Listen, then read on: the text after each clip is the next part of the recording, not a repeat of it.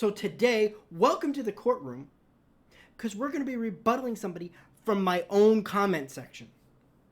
Because he's been on me all day, trying to debate me, and I want to put a kibosh on this debate. Because I believe I'm right, and that's why I'm going to do it. So with no further ado, we're getting into that next. O-T-R.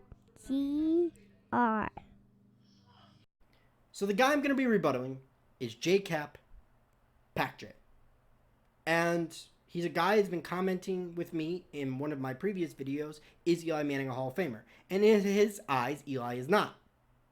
And why am I taking this time to respond to somebody in my comment section with a video? One, I hate typing. Two, it's easier to come back at somebody with a video. And three, I'm pretty much going to put the kibosh on the whole thing. Even if he comments after that, I'll give him a thumbs up and a heart. But there's no really anything else, because what I'm about to say, I feel puts the kibosh on the rebuttal. So here's the last thing he said to me. One giant rebuttal. So him not even being the best QB ever, even in the season or year to year, or not leading the league in anything but turnovers, makes him an all-pro? ? You have to have some all-pro in your resume to show you was one of the best during the time. Eli doesn't have that. Okay. You're right about a lot of that. Here's the problem.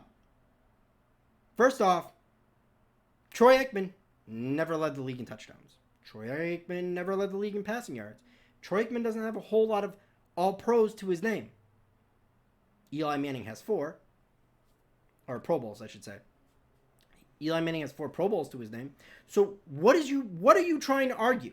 That he wasn't the best of the best quarterback in his era at any point, even for a couple years? Didn't lead the league in something for a couple years? Most quarterbacks don't. Look at the guys in the Hall of Fame. Unless you're talking the best of the best, the Joe Montanas, the Dan Marinos. A lot of them don't. The Brett Favres, the Peyton Manning soon-to-be Hall of Famer. A lot of guys don't.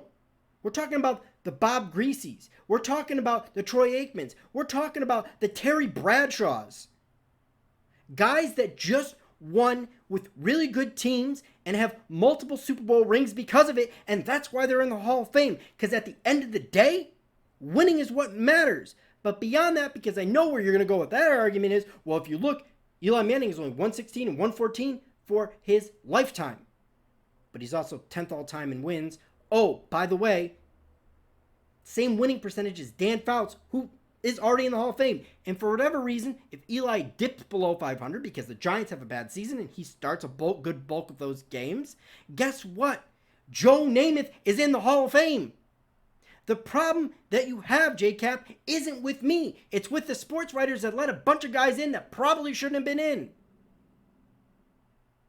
The fact of the matter is, precedent has already been set, and that's what I'm trying to argue. That's what I've been trying to tell you all day. If precedent has been set, if you look at somebody's body of work and they match what has already been set, or they exceed what has already been set, then how are you going to keep somebody out? How are you going to say, you're not allowed in here, but you meet all the requirements? He does.